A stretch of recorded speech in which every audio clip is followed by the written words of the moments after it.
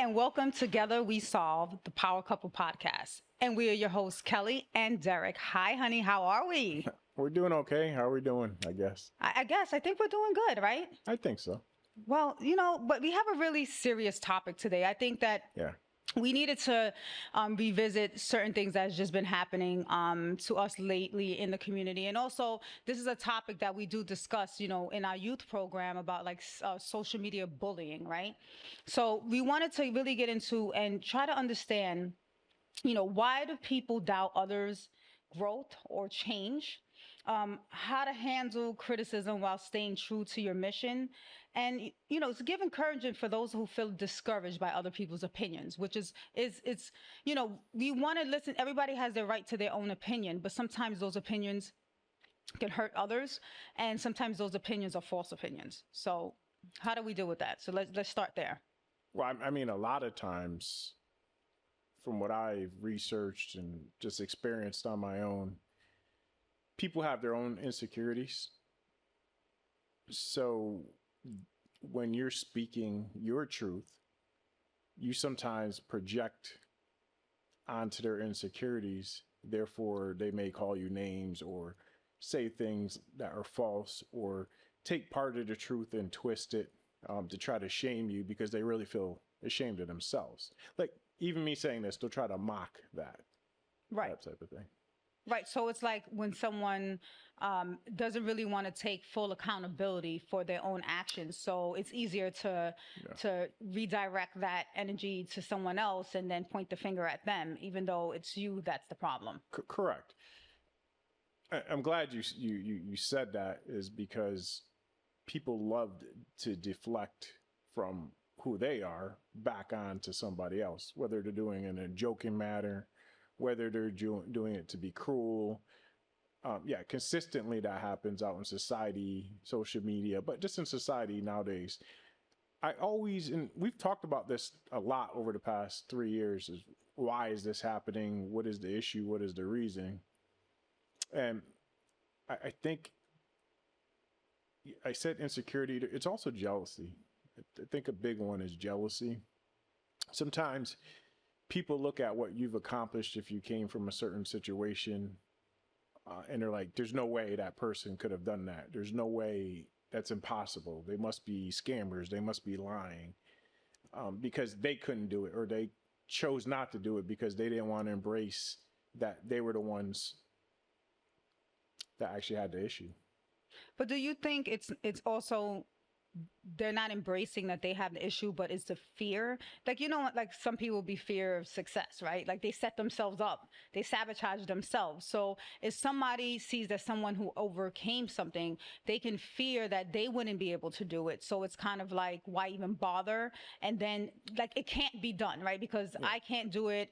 And I'm going to say that you're lying and there's no way you do it. Now, let's be real, right? Like the things that you've been through in your life, and how you overcame them, not everybody can do that, right? You did that, being motivated, having your own self-determination, and you worked through that kind of yourself. But I want people to understand, I think I explained this before, it took a very long time, and I still have some of those insecurities, but they're just not as great as they used to be, right? I used to have the same doubts as anyone else, where maybe I felt I wasn't good enough. Maybe I felt that I couldn't accomplish it, but I chose to take responsibility for my own actions and for the things I've done, or for my own insecurities, and embrace them. So I'll give you a perfect example that's still on topic, but maybe somebody can relate with. Like riding a roller coaster. To this day, I'm afraid of heights, and I'm still afraid of roller coasters, but I get on that roller coaster. I know. You're afraid of roller coasters. Yes. You try to drag me on a roller coaster every time we go. But I go on every roller coaster. Yeah, you so do. I want to explain that. I'm dying. So I know it sounds odd, right? But I actually end up loving it after I get up there and I do it. And then I go on the next one. But before I get on the roller coaster, I still have that fear and I still have that anxiety in going up that big hill or whatever roller coaster. But I love it once I'm on that ride because I chose to overcome that. Okay, I get it. I get Does it. that make sense? So it's like someone who does public speaking, right? Well, I still. Right. So people think, and when I took my class in school for public speaking, the one thing that always stuck with me with my professor is like, there's no true like public speaking. Like everyone has that nervousness before, you always going to look in the crowd wondering what they're saying. And he's like, sometimes you just need to understand that sometimes they're just looking back at you like, wow, you're up there and actually speaking. Like I couldn't do it, right? But before you go and you do that speech, it is those butterflies. And then when you start talking, you get through it, you're like, wow, okay, this is something that I accomplished and I'm good. Yeah. And there's some people who we've So- seen it will go up to speak and it's just complete stage fright.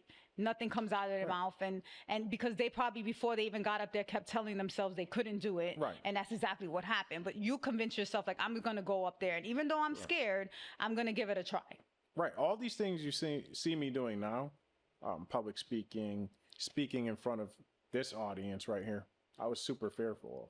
Right. Oh, I You know. know that. Oh, I know. I had to drag this So- out of you kicking and screaming. And I told you 8 years ago when you were sharing some of your experiences in life. I didn't like- want to share. No, you didn't want to share. But when you shared them with me, my thing was I would say people need to hear this because there's other people that's going through the same thing and they probably think that they can't get out of it. And I think it's important that they know that they can. But look what has happened, right? Well, no, I understand. And I understand why some people won't share because of the fear of the backlash of sharing their story. It is not easy. And it's not easy to go and divulge certain things to people and not know what's going to come back to you in return. But at the end of the day, you sharing your story is part of that healing process. Right. And it's also helping somebody else who can be in that dark place at that time and could give them some kind of hope. And that's what matters. Yeah, like I totally agree. I think anyone that truly knows me and understands me and speaks to me one-on-one will understand how humble I am. It comes across maybe not so because I guess I'm well put together, people say, and I'm direct. I speak direct, but that's because I am so honest. That's why I speak so directly. And I think people misconstrue that. I don't like to tell stories that are false, so I can't elaborate very deep because to me, it's like, that's what happened. This is the way it happened. And I don't feel sorry for myself. I don't pity myself. Not to say I don't get down. I get down like any other human being. But I understand that if I want to progress in life, I have to get better. Just like overcoming alcoholism, all the things I've just talked about even recently, like, right? Just getting up here and speaking now in front of this audience. There's still many, many things that I'm fearful of, but I keep pushing through to break down those walls to continue to be better and show people you can. And I think people need to, instead of doubting that person that's up there speaking, is you're saying a story or saying an experience, and that's the most vulnerable time, right? You're sharing something that is deep down inside that maybe you didn't share, and you're vulnerable at that moment. And it's a shame when people take that and they say that you're lying, because it's like, why would I mean, and I'm not going to say there's not people that I think there are, though. There are people that, so let me rephrase that. There are people that go up there and they tell a good story, right? But people tend to believe and those then they people. believe the story, and then later on they find out the story wasn't true, and it's like you don't even want to admit that that's not true because you felt you believed it. So I get it. And I guess with you, I don't over embellish. No, and I think it's because you go over some of the things that you've been through like really quick, and I'm like, wait a minute, pause for a second. You just said what happened? And then when you go back and then you start elaborating in the story, and then I can understand why it's not easy to share every detail of that, and maybe that's not why you're elaborating, or you've moved past that and you healed from it. So to you, it's like, all right, I'm past that. People take it as, oh, you're just so. I'm glad you said not to cut you off, but I think for me, actually, no, I know what it is for me is I hate to say it, like, and this may come off wrong, and sometimes it does, but it's over. It's done with. It's not that big of a deal anymore. But that's what has pushed me to where I'm at. Like, when I really think about it, I moved on. It was tough. It was hard. But why do I need to relive it? So what ends up happening a lot, especially out in our society now, especially with people that maybe aren't doing as well in society. It could be black, brown people, but just people not doing as well in life. They tend to look for that person to tell them not only it will be okay, but you deserve to feel down. And I guess when I speak, I don't use that language. I say, no, we can do better. I'm always super encouraging. And I do understand that everyone's not me, but I think it comes off sometimes to people that they feel that maybe they think that I feel like I'm better than anyone. And I actually don't at Right. all. That's actually like, it's comical to me because that's like the least thing I feel in my heart or when I'm speaking. So do you think, It's because I'm direct, I think. right? Well, no. Well, I mean, do you think, like you said, it's done. Oh, it's done. Right. You're over it. You're It's past. almost militant. Right. You're past these experiences, and this is your way of how you've dealt with your Correct. That is experiences the way and grow. Right. correct. So you're not sitting in it, No, but at one point you did. I did. And that's when I was alcoholic. Right. So I think what people need to understand, it's not that you're saying, okay, I had this experience, I'm good and I'm over it, and you never sat in it at all. You did. But there was steps to this. These are years. This is years. Many steps, many layers. Right. Many layers and many years of going through this process and still going through this process, right? Still, so correct. you're here at this point, right? With dealing with your traumas and your experiences in life, right? And then you may meet somebody that's here, right?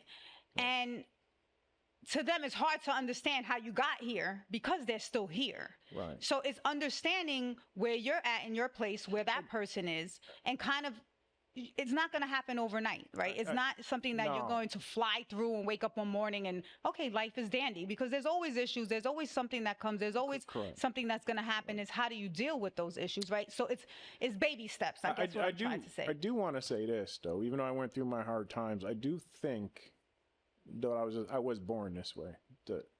What I mean by that is, I was always the one when I had to go through a tough situation, whether it was with my family or moving. I always found a way out of the situation, and sometimes I made it worse, right, with the drinking. So obviously I didn't overcome it all, but I always found a way to still push forward, find a new job when something would fall through, or because I wasn't stable, right? I was angry and all those different things. But I first had to admit that I was angry.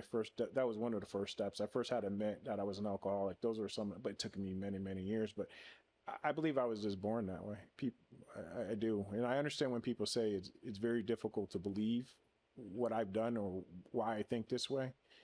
I believe everyone has it in them, but they do need some guidance. And I talk about the guidance piece. And that's why we have the kids so dear to us. The kids are so dear to us, and that's why we came up with the program that we came up with.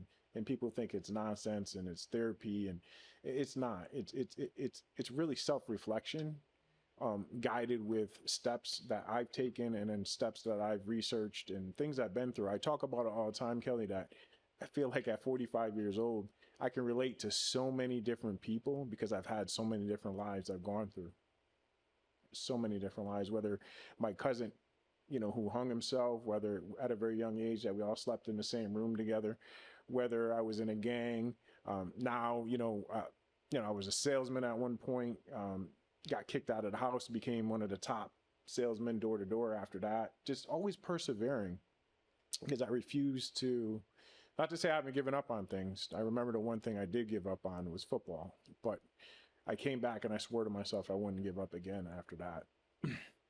But I think I have one of those souls that no matter what happens to me, I always try to look at the brighter side of things, And I think it's hard for people to look at the brighter side because it's easier to look at the darker side, right? And then depending on who's around you, if they're sitting in that energy as well, then you're sucking that energy as well. Like you're going to sit in that energy. If someone else is around you telling you, yeah, it's rough and it's tough and yeah, this is how it's always going to be, then that's how you're going to feel. Now that you say that, when I was drinking, I had a lot of friends that maybe they were doing better than me, even though they were drinking too. And every time I would want to quit drinking, they would say, oh no, you can have another drink. And it would just, not that I have anything against them today, not at all. Right, Whatever life they have is good. Matter of fact, if we reconnect, I would be cool with it. I just want everyone to know that you can persevere, and just because someone's being direct or honest with you about their situation, trying to help you, doesn't mean they feel that they're better than you. But I mean, I ask people, don't you want me to be honest? Wouldn't you want me to tell you the truth? I don't think so. I think And I know, society is based off of lies. right? Because I mean, social media is the biggest Well, not just lie, our right? government. No, but I'm just saying, like the life that we're living now, social media has portrayed people to be this, but in real life, there's Yeah, something that's a else, big thing. right? But So when we're looking at other people and I we're think our trying, leaders have lied to us so oh well, much yeah, consistently throughout the years, throughout generations to control us. And I've talked about this before, but let's really get deep into it. Like the top politicians, the top leaders, you know, I'm running for mayor and people think you can't be this way, right? You can't be this truthful. You can't respond. I'm not saying I never get angry, but I do like to respond this way. I do like to talk to people the way I'm talking to them in a direct, kind, transparent way. They believe that this is not the truth, but it absolutely is the truth. And it can. Politics doesn't have to be this way. People don't have to be led by liars. But again, human beings want to be told what is good or what is false or what, you know, they want to hear what they want to hear all the time because they're not honest with themselves. Therefore, that's why people like us get the backlash. That's the main reason. That and can't be any other reason. And some of it's jealousy. well, I mean, we're living in in a society where, again, like I said, where people see um I think they don't understand what it took sometimes for that person to get that, right? You know, so we're thinking that How difficult how it is. difficult, you know, the struggle was to get to the place that we are right now. And we're grateful for it. And sometimes you want to celebrate those things, but if you try Like to celebrate those things, it's like, oh, you shouldn't celebrate those things because you're saying, oh, you got this and got that. And that's not the case as no, be. I think everyone should celebrate waking up in the morning. Like we lose what we're grateful for in life. I agree. Yeah, like you look at like people that built these big empires. Like I'm not one of those people that says money is the root of all evil. It's just how you use it and how you think about it. If you already were a scummy person, you're going to be a scummy person with more money. Right. If you're honest and truthful person, you're going to be a honest and truthful person with more money. So money is not the root of all evil. It can cause evil things, yes, um, but same thing with power. Power doesn't have to be used for bad. No. But you know, you look at like everyone will look at somebody like, oh, how was Taco Bell built? Just to give a little example, that guy went through hell. If you read his story, he built one taco business. His wife took it from him. He then came back, persevered, built another business with his partner. His partner stole it from him, and then finally he went on his own again. You know, and he built the empire Taco Bell. So Right. like, man, he went bankrupt, all these different things, and it becomes like why a lot of people are like, especially on with the poor mindset, they feel like, why can't I have a piece of that? Well, that person built it. Not all of them, but you know, some of them built it. They put the ideas together. Some of them did it the wrong way. They were crooks, or they were, yeah. There's some of that, right? For sure. I don't agree with all the monopolies that are in business, but some people actually worked really hard, and you know, like us, we're working extremely hard to get where we're at. I'm damn proud of myself, but it's almost like I wasn't allowed to talk about it, especially in the black communities. Like, I'm proud I came back to Bristol, bought a $500,000 house, and oh, you're bragging. I'm not bragging. Man, if you knew where I was when I was young, somebody just posted on Facebook like, I never thought you would be here, Derek, trying to run for mayor, right? No, because I was an alcoholic. I was, you know, running the streets, right? Um, but damn, I'm damn proud that I have for the past 12 years, and even before that, I've always had pretty decent jobs and good jobs. So it's not just not only job I've had that was really good. But man, I'm persevering, and I want to help others, and I am helping others. Um, you know, sometimes it's a struggle because it's like, should you stop? But why stop? You know, why stop? If people don't want to help, that's fine. If people don't believe what has happened, my story, because they can't relate with it or because they believe it's just unbelievable, then it's too bad. But if you continue to feel sorry for yourself, well, you're just going to continue to be where you're at. I mean, but we're back in the town that you grew up. I mean, obviously, Yeah. there's people that live in this town Yeah. that was around you when you grew up and know the facts. They know what is being stated is the truth. So right? I wonder about that. So let's talk about that. I mean, I gave my perspective. What is your perspective on that? Why? Now, again, I wasn't the nicest person. to a lot of people. I used to get into a lot of fist fights. I was angry. I was mean. Um, you know, but what do you think besides that? I mean, the only thing I can think of is, I mean, you're gonna have supporters in the background that are just quiet, maybe, Then you have people, I think they're supporters. that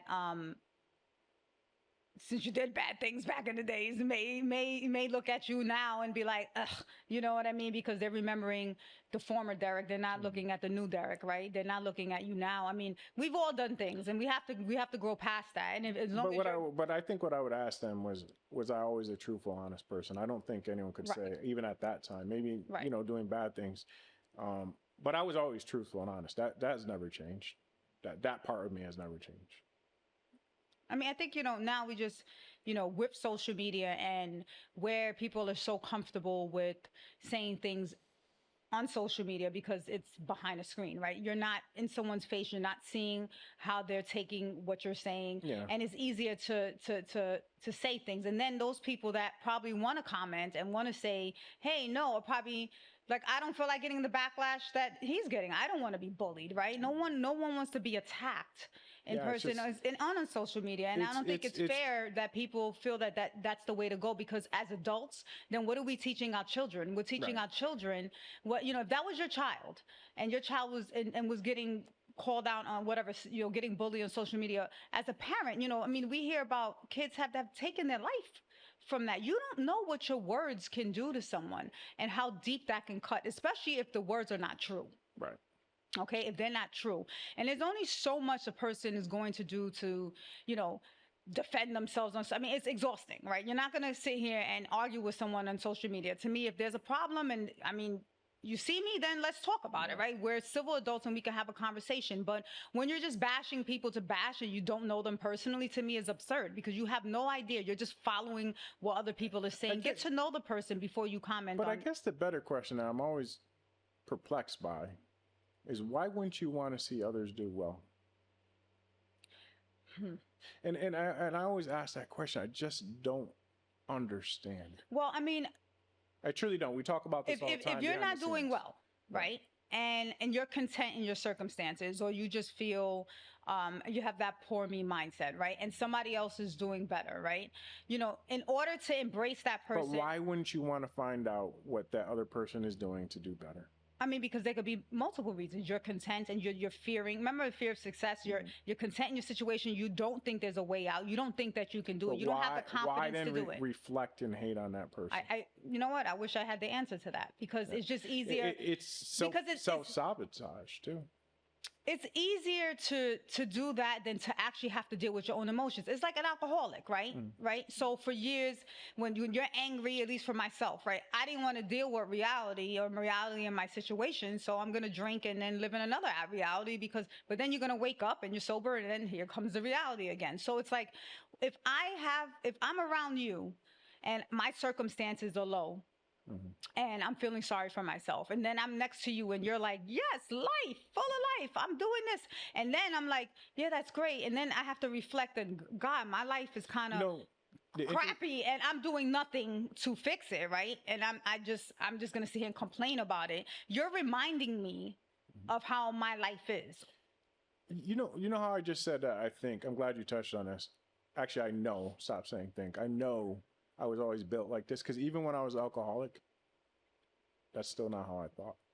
Right. I knew the issues I had was because I was an alcoholic. Right. I mean, right. That's and everybody has. I didn't blame their personal experiences. Even then, I didn't blame anyone else for that. But I just mean, when you're saying, it's the same mechanism, right? So I'm a drink to forget and not to deal. So I'm gonna just hate on you, because I'm not going to really hate on myself, right? I'm not going to say, oh man, I'm not doing this, because I'm giving myself excuses, and excuses, I'm just going to redirect all my energy on you and not reflect on myself. A lot of excuses. Yeah. Just like when, these people say you're a scammer, most of the time those are the people that are the scammers that come to find out. Right. The pillars of the community. It's very, right. The pillars of the community. Wind up being something, you watch the news. And how often do you normally see that?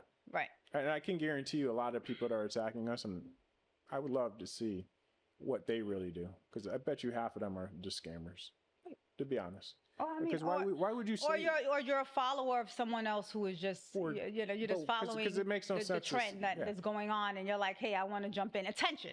So some people attention just like seekers, attention, yeah, right? So you have people to on feel social media relevant, to feel relevant. They want to seek attention. They want to be part of something. right. And now, okay, I see these people are getting attacked, or I see this is happening. I want to be part of it. So I'm just going to interject myself, not having no idea what is the truth. To me, is if you really want to know, ask that person. But even when they ask, it's like they think they have a I got you moment, and you Oh, give them the clarity, and they're like crickets. It's just it's just very interesting, right? It's very interesting to see how people react instead of looking at things in a more positive way. Just slightly change their thought process. Something I talk about all the time. Like when I'm in a negative situation and I'm thinking negatively, why not just go to maybe a positive book, or if you like to be on YouTube, I like a lot of YouTube stuff, and find something positive there, right? So when I'm down, and we're human just like anyone else, right. that's how I uplift myself. Or I've talked about on the show before, if you've seen any other episodes, write it down, journal. You like to journal. Right, but some people don't Yeah. even know how to find that switch. They could think the switch is a drink. They But I could used think to the think switch, my switch was right? a drink. They could think the switch is I'm just gonna go out all night and party, right? And they think that's the positive switch, right? But it really isn't. It's temporary, and then reality comes back. Like how? So when we both stopped drinking, you had to find. Yeah, I had to You had to find a find different something outlet. that was a different outlet. So I Correct. think people need to discover, get to know themselves, and what is that outlet for you, and it's going to be different from everybody else. It's not going to be the same.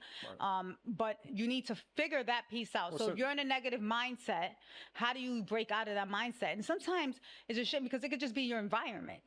well, It could the be the environment environment does that play you a in, big right? And factor. the people in the circle that you keep. Correct. And I know when I stopped drinking, there was people that I couldn't be around anymore because those people. But then they start hating on you and saying, Right. "Oh, you think you're better, better?" right? Because I Same stopped thing drinking. we're hearing. Right. Yeah. That I stopped drinking, And and that's I'm not like, even the case. why would you not be happy for me for not drinking anymore? And I don't, they're not my friends anymore because that they were those type of Right, friends. it's crazy. They were those friends that wanted, here's another drink, wanted to keep me with them, right? I had a friend who that's all it was about. It's like, well, I'm down, so I want to keep you down with me, right?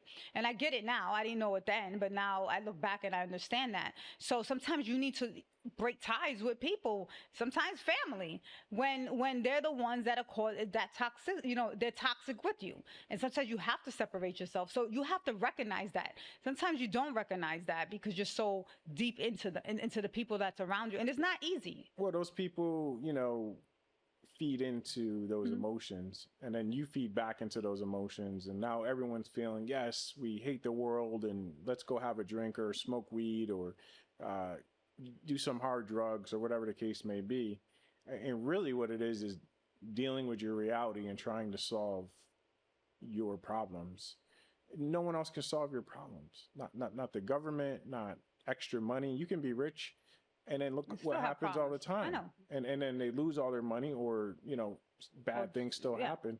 So rich people are not immune from this either, right? Nobody is immune from this. And success is not just money. I think success is being comfortable with yourself, and being comfortable to be able to speak whatever your truth is. And everyone has a slightly different truth because you have a different upbringing. So your upbringing may have been a little different than mine, but it doesn't, my experience, and I talk about this a lot, is not any more important than your experience, Kelly. And I wish people would understand that. And stop overriding other people's experiences. I don't do that. Like, just because today I stopped drinking doesn't mean I won't help somebody. But if they don't want to help, I'm not going to continue to try to help them either. I don't want to be around that person either, because then it makes me vulnerable to where I may drink again, right? So sometimes you have to distance yourself from those people, whether they're your sister, your brother. My brother passed away. I hadn't seen him in 8-9 years, but he was a heroin addict. I couldn't help him. He didn't want to help. I have other family members struggling with addiction, and I can't help them because sometimes they're off their rocker. But I can help some other people that want to help. Right.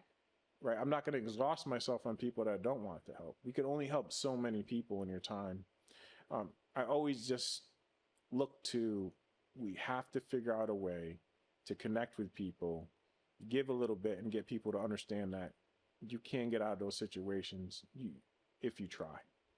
So that's, that's, as you said, like, you separated yourself from people. So, Yeah. like a solution when you're dealing with these type of things is protecting your own energy, is protecting yourself and what your needs are. It's kind of being, I don't want to say selfish, but Well, sometimes you have to you remind have to. yourself and know your worth and know that, okay, I can't have these people around me.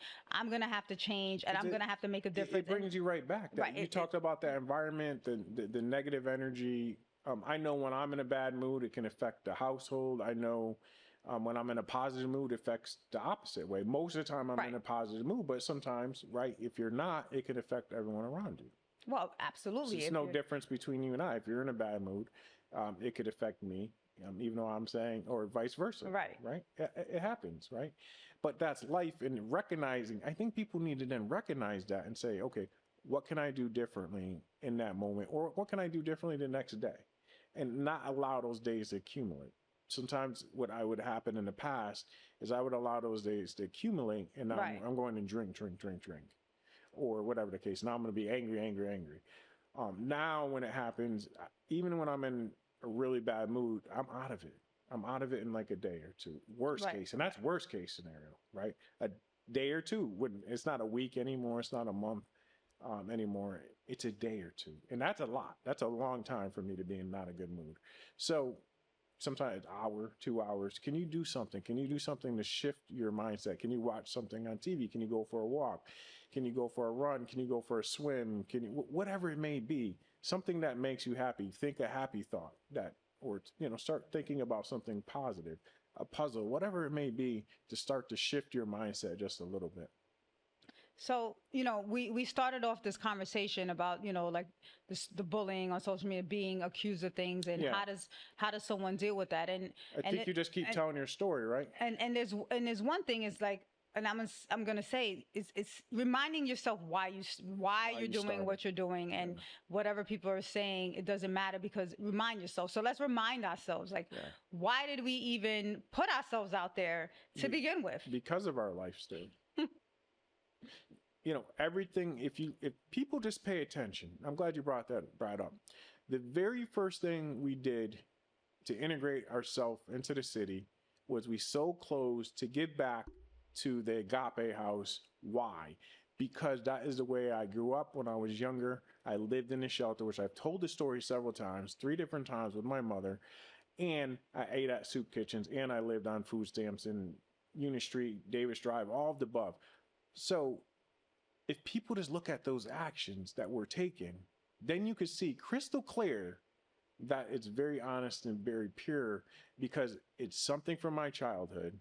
It's something that I went through that I wanted to help give back to. So basically, it's like letting your work speak for itself, right? Like, Correct. and being consistent. But for some in it. reason, people are not paying attention to those actions.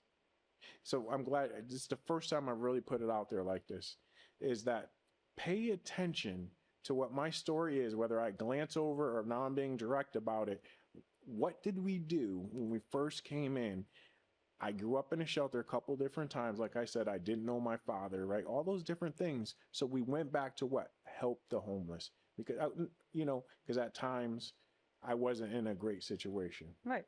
When I was younger. Right. I mean, and I remember those conversations when we came back.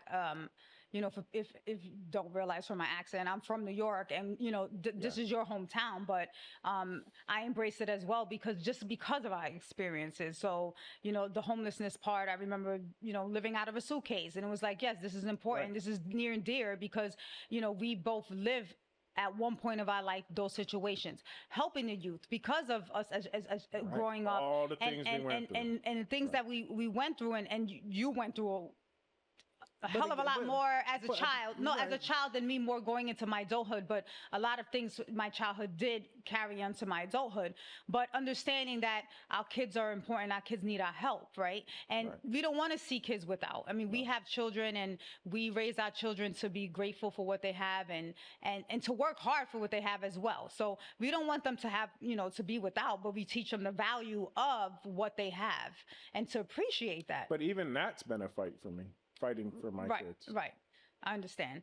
But my thing is people need to understand why the youth is important to us too. It's just not because you just want to help the youth, is because of life circumstances that we have went through as kids. We want to be able to help other kids, and now our kids are in diring need, because I'm Right. not saying they weren't before, but social media and even COVID has made such an impact on our children, and that age group, that middle school age group and high schoolers, like, they need guidance. No, I totally agree. But again, I don't think, I'm glad we're having this podcast now. I don't think people are paying attention to the real actions, even about the youth program, as to why. It is direct cause of how I lived, how I grew up, and how I overcame. Just like we said earlier on this podcast, the things that are put into this youth program are, I'm sorry, they are different than any other ones, because they're unique to me, they're unique to you. But these are classical things that will work if you get the kids to pay attention. It's not like a regular therapy. It's like a bridge gap to get people Right. to I open mean, up. we never said we were therapists, nor But is a therapy there's a session. structure to it that makes sense, where kids not only start to open up, but they start to thrive, right? But I'm going to interject just for people to understand, because even though the program hasn't officially started, right? So we have our 10-week program that's encompassing the classroom and the running aspect, right? We are in collaboration with the Meriden New Britain Berlin YMCA, and that's where the class will be held, and the running, right? And they'll get a 1-year youth membership to continue the physical part. But people need to understand that it did happen. It did. Because it happened with us, right? And then it happened when you would speak at the group home. Correct. Right? So it's not like we've seen success, Yes. and even though it wasn't a 10-week program, but we've seen success. Well, the kids with would working. call. The kids Right. would call me. Right, they would call. I know. And say, I didn't do this, or I thought about doing it because of what you spoke about. The kids would say, when I would go in there, you're the only person. These are their words. I wish they could speak for themselves. I wish they could have. You're the only person that's come in here that has spoken to us that I can relate with. It's like you're telling my story. That's their word. So when you're clowning on us for our youth program, you're actually making fun of those kids that told me directly that it helped them. Why would you want to do that? Right. That's the disappointing part. Even if we could help one child, which would help many, many more than one child, I'm confident of that. Why wouldn't you want that to succeed? So there's something wrong with you if you don't want us to succeed. If you don't want us to help 1,000, millions of kids, why wouldn't you want that to happen? What if it's your kid and we could reach? And I think, and I'm going to share the story, and obviously, and I mentioned the child, but when you were going to the group home, and at that time, we had the clothing brand. And I think, that was another thing that people didn't understand about the clothing brand, that it wasn't just a clothing brand and we wanted to sell T-shirts and hoodies. The purpose of the clothing brand was to fund what we were doing in the community, right? And it was with the Agape House. But I just want people to understand it wasn't a nonprofit when we first entered. We entered and we did the clothing because we were paying out of pocket for everything. Everything was coming out of our, and still to this day does. But so the idea was, because I'm from, my background's fashion and entertainment. It was like, it was COVID. We were home. Like, hey, why don't let's just design some hoodies and T-shirts, because everyone is at home and we like to be comfortable. So that's where the clothing brand came in, and the money for that brand was donated to be used in the community. So I just wanted to clear that up. So, and why did we stop that though? But let me just, I'm just going to finish. So, and the clothing wasn't just about we made the money and gave it to someone else. I mean, you met a friend, a former friend, and we saw him. He was homeless. He was struggling, and we saw him outside. We gave him clothes. Yeah. We had a family whose house burned down. It was a friend of my daughter's. We went over there with bags of our clothes, and we gave it to them. Well, gift cards. Yeah, I'm getting it, and gave them money, right? Because that's what we wanted to do. We said, hey, we have these clothes. You need them. We didn't charge them for the clothes. We gave them the clothes. We gave them the merchandise, right? And then you go to the group home and you're speaking and you meet these kids that went through unbelievable circumstances. And the one thing that I think that really impacted me was when, Derek had them do vision boards, right? And we wanted them to have set goals, right? Because this is one thing that we do at home. And we told them if you finish it, you'll get a jacket, you'll get a hoodie. They were looking forward, we'll give you something. Well, because of how it started, not to cut you off, they wanted the hoodie. Right, they wanted it. Yes, sorry, they wanted it, and that was like, okay, if you want it, you got to work for it. And we did the vision boards, right? So the one thing that always stuck to me was, one of the children that received the jacket, that you really inspired a lot when the story of his grandmother was passing away, and the worker, when he was going to the hospital, said, put something on nice to go see your grandfather, and the thing that he grabbed was our jacket. God knows, when she told us that story, it touched my heart, because it was like, wow, he thought of, through that moment of something that was so sad, like he found comfort in taking our jacket with him to go see his grandmother. Right. And I don't think people understand it. I mean, the impact of something so simple can have in someone's life. Right. So when people are saying to us, or calling us scammers or whatever, or your clothing is a cloud, and it hurts, because they don't know what those clothing did for those people. Okay. Yeah. And the impact we had, and that's what made us happy, and that's why we do what we do. Right. And that's why we keep pushing, and that's why we remind ourselves that no matter what, we're not going to stop, and we're not going to let the people stop, because those people that we have helped matter to us. Well, there has to be a reason that we've come together, you and I, because you've helped me get out of my shell. I've helped you solve many issues yourself. And I think we're both fighters to the end. So we're not going to go anywhere because it's the right thing to do. I know the impact I have on people, whether the naysayers say not. Maybe they should get on board and start thinking differently about themselves. They need to start checking themselves. They probably won't, though, because they never want to see somebody possibly succeed that they felt they were better than also. Maybe they feel they were better than us, right? I mean, I also, like, you said about posting and on social media, it's like, we see so much negativity, and it's so easy to fall, and everybody feeds into that, right? And they embrace that negativity. They embrace what has happened, right? But when someone says something positive in their life, then they want to attack them for saying, oh, you're showing off, or what does that even mean? Like, I am happy that I'm succeeding, right? If I say that I had a terrible day, then everyone would run to my, oh, crazy. Yes, yeah. No, we feel no, I want to be happy about my life, and I want you to be happy. I want you to feel what I feel and what I've been feeling. And at one point I wasn't happy, but how did I get there? I want to show you that. I want to help you with that. We want to do that, and we want to bring awareness to it. That's why there's social media. Let's be honest. Everyone is on social media promoting something, doing something, right? That's the only way you bring up an issue, all right? Awareness, right? So if you don't bring up a topic or issue, nobody would know. So if we're trying to help people, we want to tell everyone that we're helping those people, because we want you to go on board and help them too. The bigger the numbers, the bigger the impact. Yeah. It's only us two. We can't do it alone. So we can have a team, we have people with us now, right? But when we started, it was like, hey, why not bring other people on board? Because why stop here? Yeah. Yeah, I mean, you're absolutely right. The collective of having unity, I think, is more important than one individual themselves. Of course. And I think a lot of times we want to look to just one leader or one person. And yeah, the society and the structure that we live in leads to that you have one person or just a couple people leading the few. That, I think, has created such jealousy and envy, where then now people are striving to get there, or they feel like that person doesn't deserve it, and they deserve it more than the other person. So I think we all felt that at some time in our lives, and sometimes we feel that ourselves here and there, but you have to check that. That's just your ego.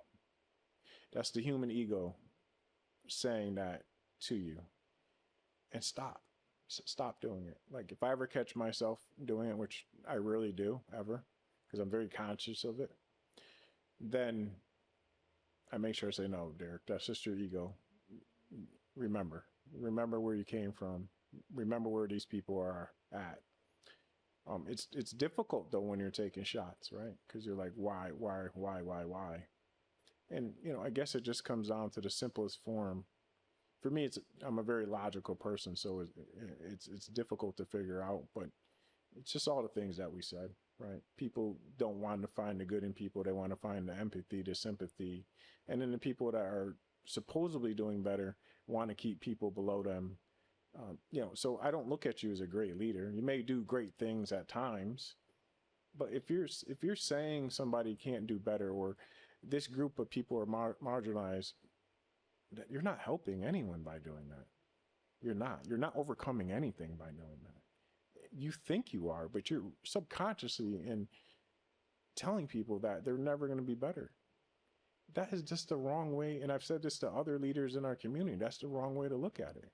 You got to your position in life. Why? Because you had to strive to do it. Maybe you didn't do the right things. I don't know. I'm not going to accuse you of it, right? But I know I've done the right things to earn where I'm at, my position. Sometimes I didn't even feel like I deserved it, right? Even though I worked really hard for it. You would have to tell me all the time, All right. to reassure myself that I am, that good, or I am worthy. Well, it's celebrating those moments, right? It's Yeah. not. It's like something will But I happen. don't think people understand that sometimes, right? The self-doubt that I would have, right? And Right. sometimes today, still. Yeah, we all have self-doubt, Yeah. but it's how long you're going to sit in that self-doubt. You have to remind yourself of what you've accomplished, Right. and what you would strive. And it could just be the simplest thing. It doesn't have to Right. be something so major, but I mean, you did it, right? Right. So you woke up in the morning, you did it. Like right? one of the biggest things I ever did was lose weight and start running. That's why the running program's there. I had one goal, and I came so focused on that goal. I didn't even like to run. First, it was losing weight. And then I wanted to run, if anyone, most people don't understand. So a 5K is 3.1 miles. And it's a very popular race. And I had one goal, which was significant to me, is I wanted to run under 20 minutes in the 5K. And I did it within the first 2 years of running, but I was so Hyper focused. right. How focused was I on that goal? Same thing when I lost weight, when I lose weight, right? I become so focused on trying to hit a goal. And it's not going to be any different with making our nonprofit succeed further than it is today, making sure the youth program and the millions of other ideas that we have, I know we can do. So I tell people, focus on something that you love. And at one point, running was such a love, which I want to get back to. Now I'm powerlifting, but I become so hyper-focused on something. That's why I think I accomplish things. So really just like home in on something that you may be good at. And I think some people don't even know what that is, because there's so much going on. I never right? knew I was good at Right, running. everything is just going on. So if take a second, write down like, okay, this is what I like to do. This is Right. and Is things it baking? right, Like and a friend things of that ours right we just is met? things that are realistic too, right? And say, hey, and then there could be one unrealistic thing because you just never know, right? But strive for something. I think sometimes you just stay stagnant and there's no goal at all. Then you wonder why nothing seems like it's moving because you're not moving. And Right. that was the important thing about our name, DK Movement, which obviously Derek and Kelly. Correct. But movement, that piece we put in our names because we're always moving. And the world needs to continue And moving. we're trying to move things and forward. we're trying to move forward. Right. Not backwards, not staying still, but move things forward. I just don't understand. I've been having these conversations a lot over the past month, whether it's on social media or in person. And some people, they're just like,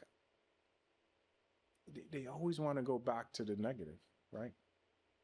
Had a conversation with a family member and won't mention their name, and it's always they want to get back to the negative. And I'm like, okay, yes, those things happen, but are they happening now? Right. And if they're not happening now, or they're not happening as badly as they used to, then that means we had movement. Let's continue to move forward. Let's continue to progress. But the only way we can progress and knock down true walls is by making ourselves better and becoming united. Otherwise, we're But not. think about that. Like you said, they're talking about something in the past, right? So like people that have like some people like when I have anxiety, right? Or I'm replaying scenarios in my head of something that has already occurred that I cannot Which we change, all do that. and I'm just repeating it over and over because I should have did this, did. But move on because it's already you can't change that, right? We need to figure out what you're doing now and moving forward. I can't go back 10 years and change what happened 10 years. I have to accept whatever happened 10 years and move forward. I And, can't sit in that. and on those things that we don't do that on, because we still have a couple, Of right? course. We get stuck. I know. There's no movement. We get stuck. So what I try to challenge myself with is to try to take something that was difficult and understand it's not the same situation it was before. Even though it seems very similar because our brain Right. plays tricks on us. Yes, it And does. it wants to make connections. Sometimes those Yeah. connections are equal connections, but sometimes they're not because you're in a different spot than you were before. And I have to continuously remind myself of that. The things I overcame before are not the things I'm overcoming now. They're totally different. Are they just as difficult? They can be at times, right? With the criticism and all that.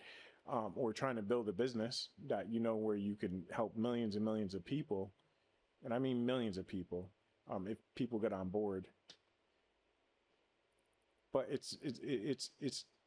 but they are different. It's a different situation now than it was when I was younger. It's a different situation when I was in my 30s and in my 20s when I was drinking. There's still things I have to work on to this day, right? I've accomplished a lot, overcame a lot, but sometimes I stress it, right? Right. So that is still one of the things that I do. I still work out, right? But sometimes I stress eat. So that will be my next goal, is to figure out a way when things get a little bit difficult or a lot difficult to make sure I don't stress eat as much. I'm still working out, so that's a great thing. But can we lessen that, right? Right. So this year I worked on patience, and my patience is a lot better. So every year I try to pick something that's extremely difficult to me. For like 6 years, I wasn't, even when I had stress, I would run, but I wasn't overeating. But I got back to that because we got busy. I got off a routine. So there's something still there for me. I don't replace it with alcohol, but sometimes it's the eating. I like food, period, though. The I like cannolis. Yeah, but I do also like food, so it's Right. kind of hard. So I'm always going to have to exercise. So when I get a little stressed, I'll overeat. But no matter what, even if I like to eat clean, but I do also like my sweets and my steak. So that's my next goal for next year, going into next year, maybe start it again. Make sure I don't stress eat. But so I want to tell everyone, we're just as honest as anyone out there, but we're here to make a difference. I believe we are making a difference. That's why I chose to run for mayor, because I believe in my heart of heart, people truly want somebody that is a positive person, somebody that is going to move things forward, somebody that is willing to help others get better, help the city get better, come up with different ideas, which I've already come up with, and some people are agreeing they are different. It's not only just about budget. People just want to say it's just about budget. Sometimes when you package something different in a different way, you can bring in people from the outside, because it's like inviting people into a different world, right? It may be the exact same thing somebody else wanted to do, but because you're so positive, so enthusiastic about it, people get on board. And I believe I am that difference maker. I've proven it throughout my entire life, and I'll prove it again. How about you? What are some of the things you could tell people you could be a little vulnerable, and what do you need to work on?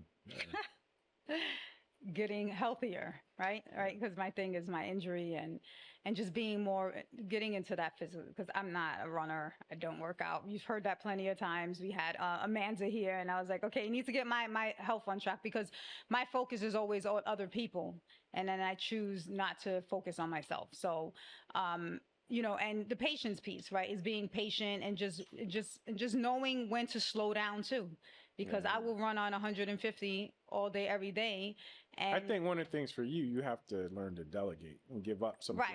control. It's giving up control. You need to give up control. Yes, I know. The patience thing, you could take whatever you want, honey, but I think the giving up control might then bring the patience for you. Okay. Like the reason why I say that, because I had to give up control at work a little bit, and now my patience game a little bit is better. Okay, we'll see. So, I mean, it's never a perfect process. No. And that's why I say the things that I went through before 10, 15, 20 years ago, whatever, how long ago it was, 3 years ago, are different than they are now. They're different obstacles, even though they feel sometimes the same. Maybe they're just as difficult. Maybe they're not. I don't think they are.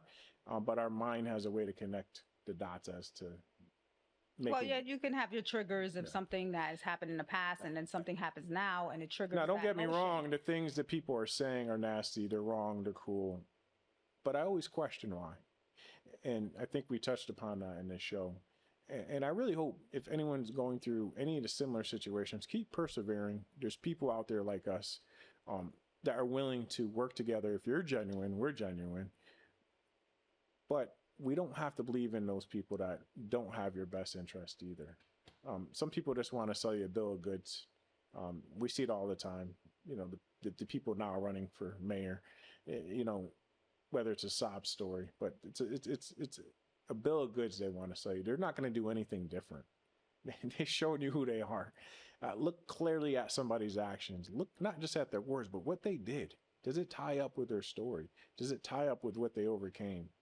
But we're coming pretty close to the end of the show now. Kelly, do you have anything else to say? I just, you know, like you said, if anyone is, you know, in a point of their life where they're struggling and they're trying to do something and, you know, they're facing backlash or whatever the case may be, I think it's just really important that you don't give up. If this is something, if it's something that you're doing that you truly, truly believe in and hold dear to your heart and want to accomplish, don't let anyone stand in your way. Well, you have to push through because there's always a reason, right? Absolutely. There's always a reason, and things that are getting thrown at you, you're going to learn from that. You're going to build, I guess they say, that thick skin, but you know, and there's times, I'm not going to say there's not going to be times where it's, you know, it hits hard, right? And you acknowledge that and you reflect on that, but that shouldn't stop you from doing something that you want to do. So where can somebody find us? Because we got to wrap up. Well, obviously, they can find us on social media. DK Movement Cares is our nonprofit, and Together We Solve is the podcast, and they can watch the podcast on Nutmeg TV. All right. Thank you guys so much. Again, Derek and Kelly, the power couple. Have a nice day. Bye.